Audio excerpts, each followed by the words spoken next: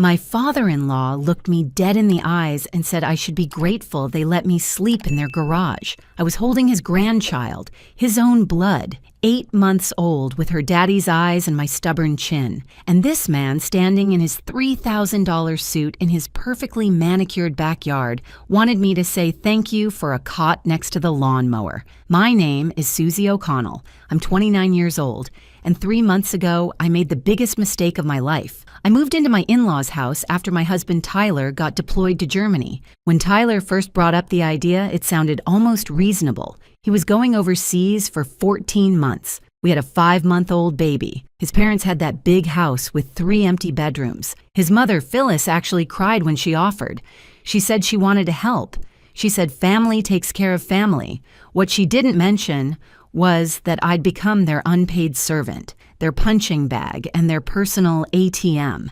I gave up our apartment to save money for our future home. Tyler and I had been married for 2 years, and we were finally getting our feet under us. We had $47,000 in our joint account, enough for a down payment on a starter home when he got back. Then I moved into the Brennan house.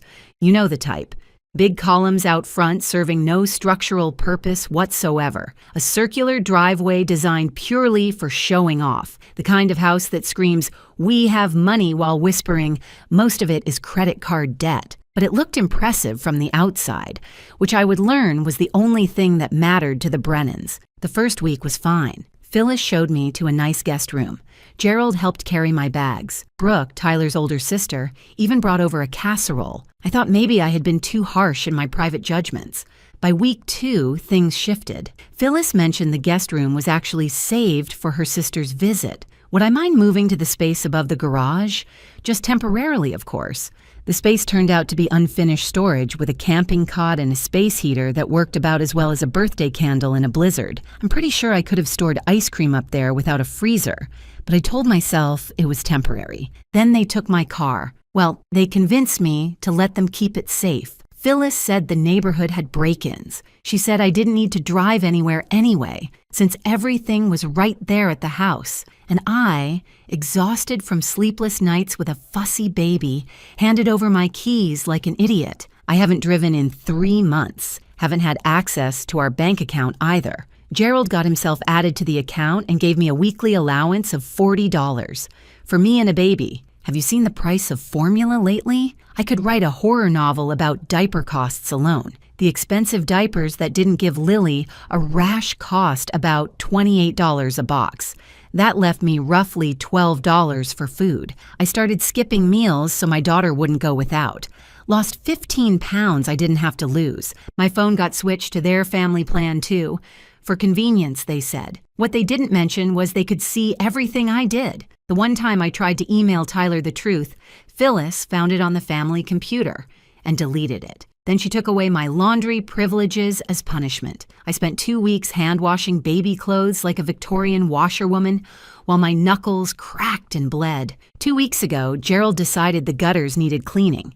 He decided I should be the one to do it. His exact words were that I needed to earn my keep. So I climbed that rickety ladder, made it about 15 feet up, and the whole thing shifted. I grabbed for the roof, missed, and came down hard on my left ankle. The pain was white hot, like someone drove a nail through my foot. Phyllis heard me scream. She looked at my ankle swelling to the size of a grapefruit and told me to walk it off. No doctor, no ice, just walk it off. So I hobbled around for 2 weeks doing chores on an ankle that turned purple and yellow and made sounds no ankle should make. Through all this, I told no one. My dad, Patrick O'Connell, raised me by himself after my mom left when I was 7. He worked construction his whole life, built houses, built buildings, built me. He taught me to be strong, independent, to never let anyone push me around. And here I was, being pushed into the ground. I couldn't tell him. The shame would have killed me. But last Friday, Dad decided to drive 200 miles to surprise his granddaughter for her unofficial 8-month birthday. He pulled up just as I was limping across the lawn, Lily on my hip, groceries in my other hand. I had walked 2 miles to the store and back because I had no car. My ankle was screaming, and my father saw everything. He watched me struggle up the driveway. Then he asked where my car was. I told him his mom took it, that I was lucky they let me stay. My father's face went through 7 emotions in 3 seconds: confusion, anger, rage, more rage, and finally something that scared me more than all the others: calm, complete calm, the kind that comes right before a hurricane makes landfall. He opened his truck door and spoke 4 words that changed everything. "Get in the car. We're fixing this tonight." I didn't know what that meant, but the look in his eyes told me the Brennans had just made a very serious enemy, and Patrick O'Connell didn't lose fights. Not ever. Before we continue, if you're enjoying this story, please subscribe and tell me in the comments where you're watching from and what time is it there. I see every comment and it makes my day. Thank you so much for your support. Now, back to what happened. My father drove us to a diner 3 towns over. He said he didn't want anyone reporting back to the Brennans. At the time, I thought he was being paranoid. Later, I realized he was being strategic. Everything Dad did from that moment was strategic. The man spent 35 years in union construction. He knew how to deal with bullies. And the Brennans, he told me over coffee, were running one of the oldest cons in the book. I told him everything that night. Every humiliation, every stolen privilege. The words poured out like water from a broken pipe. 3 months of silence, finally breaking free. I told him about Brooke, Tyler's older sister, who visited almost daily. Not to help, never to help. She came to report back to her mother about everything I did wrong. The dishes weren't clean enough. The baby cried too much. I wasn't grateful enough for everything her generous family was doing for poor little me. Brooke never liked me. I came from a working-class family. My father worked with his hands. In Brooke's world, that made me less than. Dad listened without interrupting. When I told him about Phyllis monitoring my emails, his knuckles went white. When I mentioned the latter, I thought he might flip the table, but he just nodded and asked one question. "What else haven't you told Tyler?" That's when I broke, because I hadn't told Tyler anything. Every video call, his parents were in the room, listening, monitoring. If I tried to text something real, they checked my phone. I was completely cut off from my own husband, but it was worse than that. Phyllis called Tyler regularly on her own phone, gushing about how wonderful everything was, how happy Susie seemed, how grateful I was. She made it sound like I was thriving. And Tyler, stuck on a base 6,000 miles away with limited internet and no reason to doubt his own parents, believed every word. Dad asked about the bank account. I told him Gerald handled everything. I got my $40 on Mondays, and that was all I saw of our money. Dad asked if I still had login access. I said I thought so. I'd never actually tried since moving in. My father smiled then. Not a happy smile. The kind a chess player makes when they see checkmate 3 moves away. He dropped money on the table and said we were going to Kinko's. Kinko's at 11 at night is a strange place. There was a guy in a bathrobe making copies of something I chose not to look at. And there was me, logging into a bank account I hadn't seen in 3 months. The numbers didn't make sense at first. We should have had around $47,000. Tyler's military pay had been depositing automatically. There should have been more by now, not less. But the screen showed $8,200. Nearly $39,000 had vanished. Dad pulled up a chair and said we should look at the transaction history. We printed page after page, and the story they told was ugly. Transfers to BB Holdings, LLC. $15,000 over 3 months. I had no idea what that was until Dad searched and found Brooke's Instagram boutique. She'd been selling healing crystals to gullible women, rocks that looked like they came from a parking lot after a rainstorm. 0 real customers and apparently 0 conscience about where its funding came from. Cash withdrawals every few days, big ones.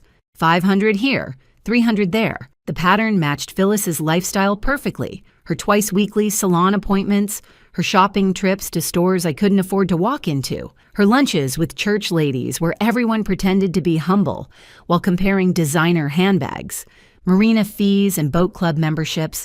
Gerald didn't even own a boat, but he liked hanging around people who did, using our money to fund his fantasy life. And then Tyler's credit card, restaurant charges, bar tabs, golf fees, all local, all recent, all impossible for a man stationed in Germany. Gerald had been using his own son's identity while his daughter-in-law starved in his garage. My father said something I'll never forget. He leaned back and said, "I've seen mob accounting that was more subtle than this." He wasn't wrong. The Brennans hadn't even tried to hide it. They were so confident I would never check that they'd left a trail a blind accountant could follow. Dad was already on his phone. He had a friend, a retired paralegal named Maureen Walsh, who owed him a favor. He was calling it in tonight because what the Brennans had done wasn't just cruel, it was criminal. But first, we needed to reach Tyler directly, without his parents listening.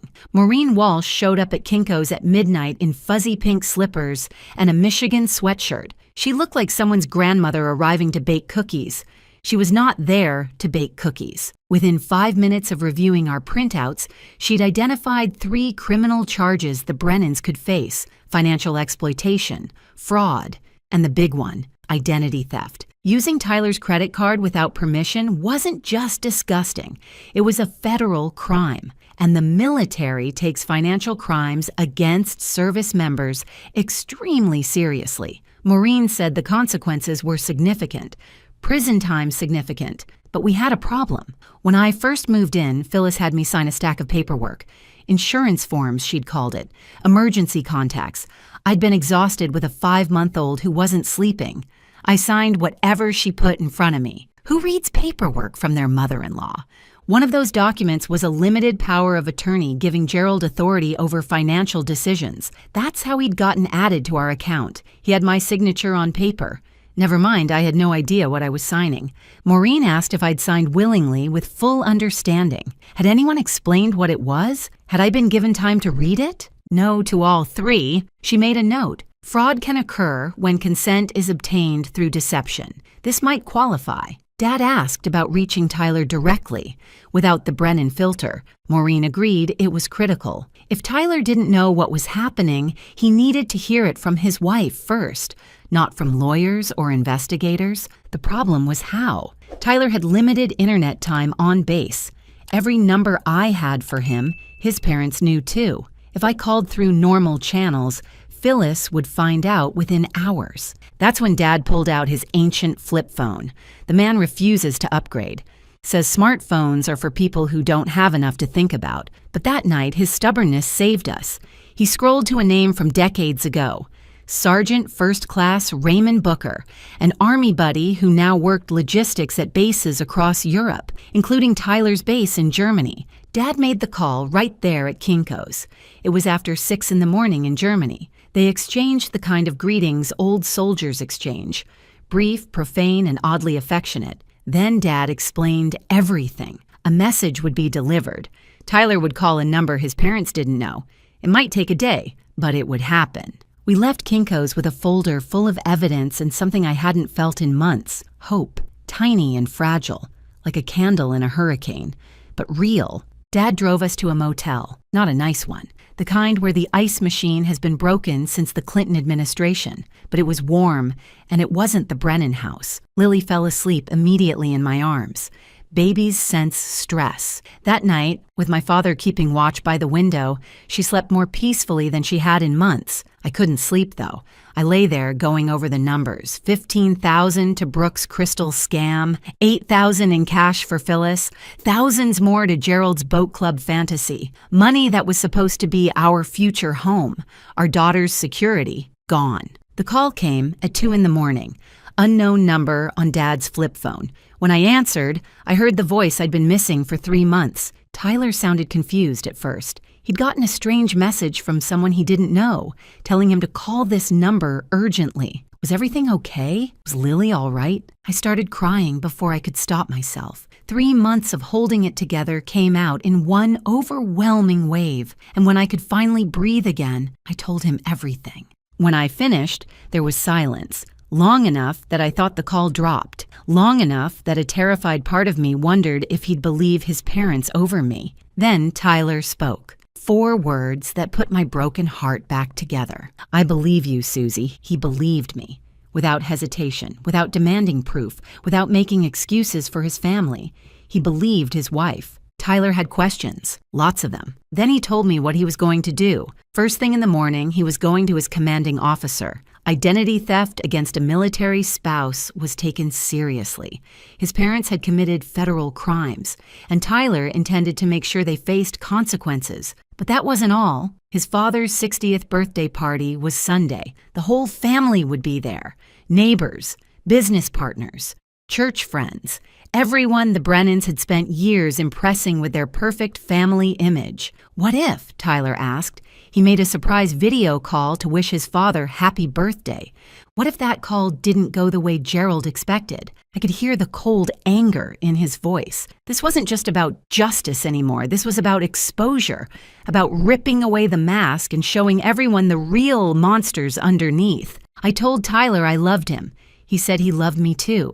Then he said something that made me smile for the first time in 3 months. His father was about to have the worst birthday of his life. Saturday morning felt different. The sun came through that cheap motel window like the universe knew the balance was finally shifting. Lily woke up smiling, reaching for my face with her tiny hands, completely unaware her mama was about to go to war. Dad was already awake. I'm not sure he ever slept. He'd spent the night making calls, coordinating what he called the infrastructure of justice. The man had spent 35 years building things.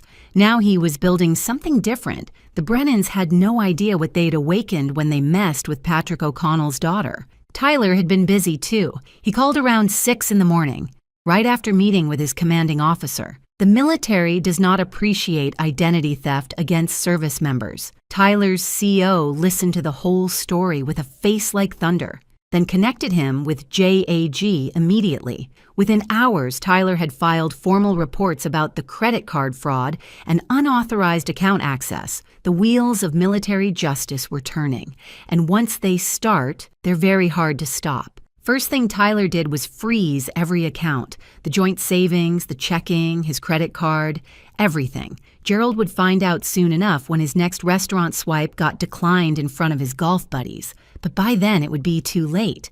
No more transfers to Brooke's Crystal Pyramid scheme. No more cash for Phyllis's shopping addiction. No more boat club memberships for Gerald's fantasy life. The bleeding had finally stopped. But freezing accounts was just the beginning. Tyler wanted accountability, and he had a plan to get it. His father's 60th birthday party was tomorrow, Sunday. The whole extended Brennan clan would be there. Neighbors from the fancy houses nearby, business partners in expensive casual wear, church friends with covered dishes. Everyone the Brennans had spent years impressing with their perfect family image. Tyler wanted to burn that image to the ground in front of all of them. The video call was my idea. I told Tyler I'd suggest it to Phyllis as a surprise. She'd absolutely love having her military son beam in from Germany to honor his father publicly. She'd set up the big TV in the living room, gather all the guests for the touching moment, probably buy a ring light for perfect video quality, record everything for memories. She'd think of everything, except what Tyler was actually going to say. Maureen came by the motel around noon with updates. Her detective friend Sullivan, who'd worked financial crimes for 20 years before retiring, had reviewed our evidence informally. He said there was more than enough for a formal investigation. The power of attorney obtained through deception, the unauthorized withdrawals, the identity theft. These weren't small violations. These were felonies. Sullivan couldn't make arrests based on an informal review, but he could do something almost as valuable. He could show up at the party, ask questions, make the Brennans very nervous in front of everyone they'd spent years impressing. The formal investigation would take time, but the questioning could happen immediately. And having a detective appear at Gerald's 60th birthday, badge visible, asking about financial irregularities, that would send a message louder than any arrest warrant. Dad coordinated the timing.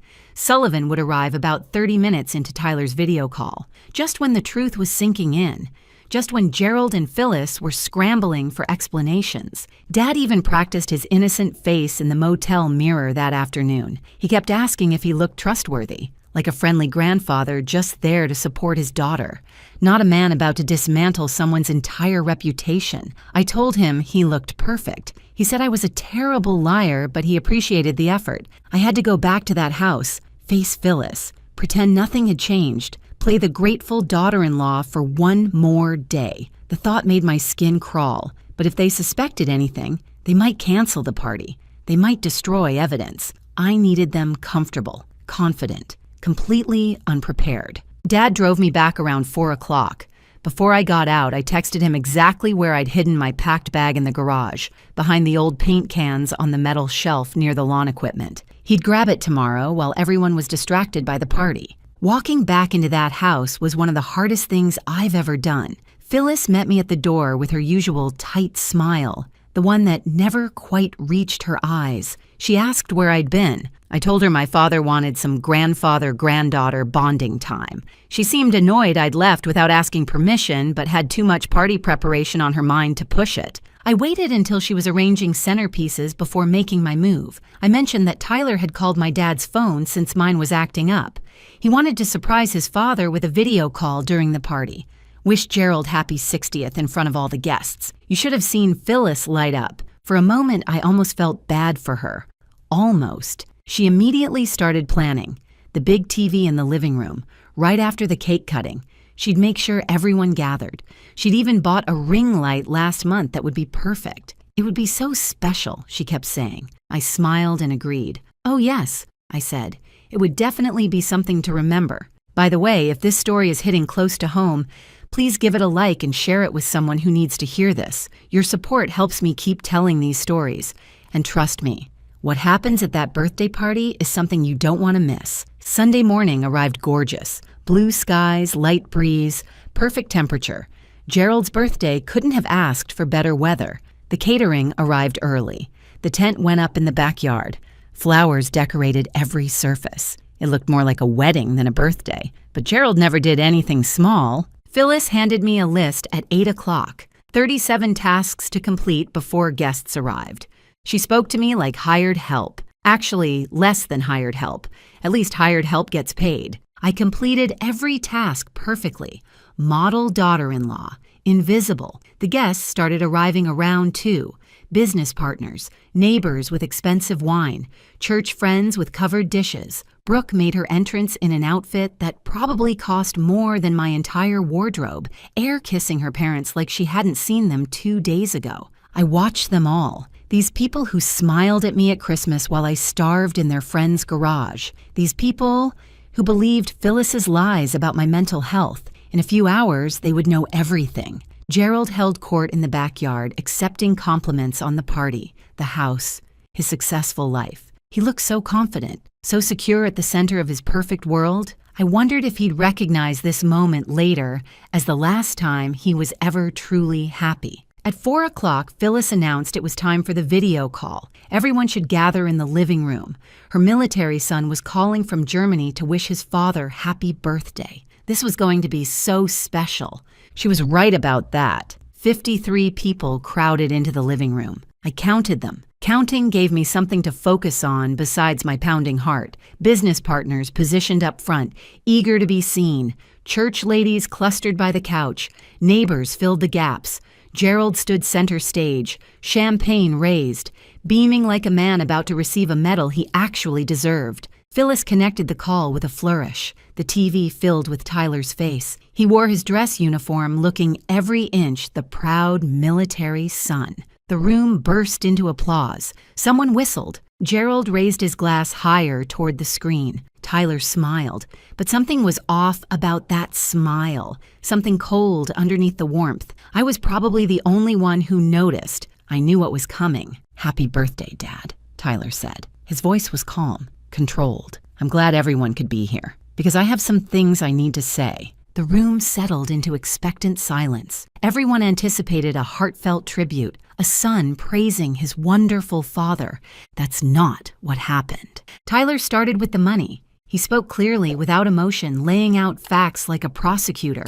$47,000. That's what he and his wife had saved for their future, for their first home, for their daughter's security. $8,200. That's what was left. Someone in this room stole almost $39,000 from his family while he served his country overseas. The room went completely silent. Gerald's smile froze on his face. Phyllis looked like she'd swallowed something rotten. $15,000 went to BB Holdings, LLC, Tyler continued. That's Brooke's company, Dad. The one selling crystals on Instagram, the one that apparently needed my money to survive. Every head in the room swiveled toward Brooke. She'd gone pale under her expensive makeup. Her mouth opened and closed like a fish yanked out of water. She looked at her parents for rescue. None came. $8,000 in cash withdrawals, Tyler said, matching Mom's spending habits perfectly, her salon appointments, her shopping trips, her lunches with all you lovely church ladies. The church ladies shifted uncomfortably. A few looked appalled. Most just looked fascinated, the way people can't look away from car accidents. Gerald's business partners were exchanging glances, doing mental math. If he'd steal from his own son, what might he do to them? But Tyler wasn't finished. There's also my credit card, the one I've never given anyone permission to use. Someone's been charging restaurant meals, golf fees, bar tabs, all local, all while I've been stationed in Germany. His eyes found Gerald through the camera. Dad, want to explain how that's possible? Gerald's face had transformed, confident to confused to angry to something I'd never seen before. Fear, real fear. His mouth opened, probably to spin some lie. He never got the chance. The doorbell rang. Phyllis, operating on Hostess autopilot, answered it. Detective Sullivan stood on the porch, badge visible. He apologized for interrupting the party, said he was following up on a report of financial irregularities. He had questions for Gerald and Phyllis. It would only take a few minutes, unless they'd prefer continuing this conversation at the station. The room erupted. Gerald's business partners suddenly remembered urgent appointments. Church ladies whispered frantically. Neighbors backed toward exits, not wanting their names associated with whatever was happening. But everyone froze when Tyler's voice cut through. I'm not finished. 53 people stopped moving. The detective stood in the doorway watching. Tyler told them about me. The garage, the cot next to the lawnmower, the $40 that was supposed to feed 2 people. The car taken away, the phone monitored, the emails deleted. He told them about the ladder and my ankle, about being told to walk off an injury that might have been a fracture, and he told them about the lies, the stories Phyllis spread about my mental health, the whispers that I was unstable, couldn't be trusted with my own baby, the campaign designed to destroy my reputation, so if I ever spoke up, nobody would believe me. I watched faces change around the room. Church ladies who'd believed Phyllis, who'd probably spread those stories themselves, looked sick. Neighbors who'd seen me limping and never offered help couldn't meet my eyes. They'd all been fooled. They'd all played their part without knowing it. Phyllis tried to interrupt, called it lies, misunderstandings, a troubled girl making up stories, but her voice was shaking. Her perfect composure was cracking.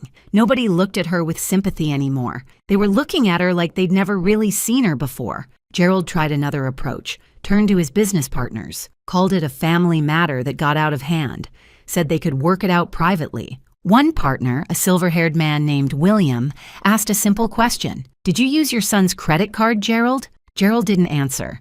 His silence said everything. Detective Sullivan suggested Gerald and Phyllis come to the station voluntarily, answer some questions, clear up these misunderstandings. Tyler spoke one last time. He looked at me through the camera. Susie, take our daughter and go with your father. I'll be home as soon as I can. I love you both. Then he looked at his parents, the people who raised him, the people who'd stolen from him and abused his wife and lied to his face for 3 months. He didn't say goodbye. He didn't wish his father happy birthday. He just ended the call. The screen went black, and Gerald's perfect world went black with it. I walked to the door where Dad was waiting.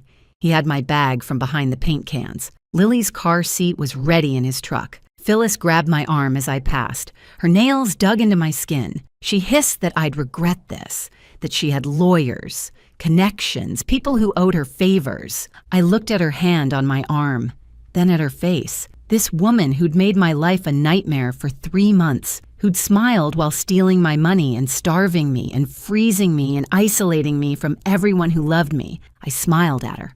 A real smile. The first genuine one I'd worn in that house. Then I said 5 words I'd dreamed about for months. I'm not scared of you. I pulled free and walked into the sunshine. Behind me, Sullivan was beginning his questions. Gerald was stammering. Phyllis's voice was rising in panic as everything crumbled around her. I didn't look back. Not once. I climbed into Dad's truck, buckled Lily in, and watched the Brennan house disappear in the mirror. The sun was setting, orange and pink streaking across the sky like the world was celebrating with me. The next few weeks were a blur of legal proceedings and phone calls, but for the first time in months, every update brought another small victory. Gerald and Phyllis were formally charged 10 days after the party. Financial exploitation, fraud, identity theft. The prosecutor added more charges once investigators really started digging. Turns out Gerald had been skimming from his business partners for years, too. Smaller amounts, harder to detect, but they added up. By the time everything was tallied, he was facing both state and federal charges. His lawyer told him to prepare for significant prison time. Phyllis tried playing victim, told anyone who'd listen that she had no idea about the financial crimes. Nobody bought it. The evidence showed she'd been an active participant in everything. The cash withdrawals matched her shopping trips. The communication monitoring was her project. The lies about my mental health were her creation. She was facing her own charges now. Brooke's situation was almost funny. Her Instagram boutique had never been properly registered with the state. She'd never paid taxes on the $15,000 she took from our account. When investigators looked into her business, they found a mess of violations. Her influencer dreams died the day the state tax authority sent her a letter demanding back payments plus penalties. Last I heard, she'd moved back in with her parents, the same parents facing criminal charges, the same house likely to be seized. Sometimes karma has a sense of humor. Tyler got emergency leave 3 weeks after the party. When he walked through my father's door and saw me and Lily waiting, he broke down. This man who'd held it together through combat training and overseas deployment finally let himself cry. We stood there wrapped together, the three of us, and I knew we were going to be okay, different than before, changed by what we'd been through, but okay. I learned something important through all this. My dad always said to keep your own emergency fund. Money nobody else can touch. I wish I'd listened better. From now on, I'll always have savings in just my name. No shared accounts without clear boundaries. No signing documents without reading every word. You never know who might betray that trust. The community reaction surprised me. I expected people to take sides. Instead, I got casseroles, cards, phone calls from church ladies apologizing for believing Phyllis's lies. One neighbor came by with homemade pie and tears in her eyes, saying she'd seen me limping that day and almost offered help, but decided not to interfere. She'd been haunted by that decision. I told her it wasn't her fault. The Brennans fooled everyone. The house went up for sale 2 months later. Gerald needed cash for lawyers. I drove by once. The for sale sign looked wrong in front of those pretentious columns. The grass was overgrown, the gardens choked with weeds. The house that was my prison was becoming a shell. I didn't feel satisfaction, just closure. Tyler came home permanently in early spring. He'd been transferred to a base 2 hours from Dad's place. We started looking at houses again, smaller than we'd planned, but ours. No in-laws with keys, no shared accounts with family, no power of attorney ever again. The last time I saw Phyllis was at a court hearing. She looked smaller than I remembered. The church lady mask was gone, replaced by something raw and scared. She tried to catch my eye. I looked right through her like she wasn't there. She doesn't get my attention anymore. She doesn't get anything from me ever again. Walking out of that courthouse, I held my husband's hand on one side and my father's on the other. Lily babbled happily in her carrier, unaware of everything. She'll know this story someday. I'll tell her that her mother was brave even when she didn't feel brave, that her grandfather drove 200 miles because something felt wrong, that her father believed his wife when it mattered most, and I'll tell her the most important lesson. You don't need permission to stand up for yourself.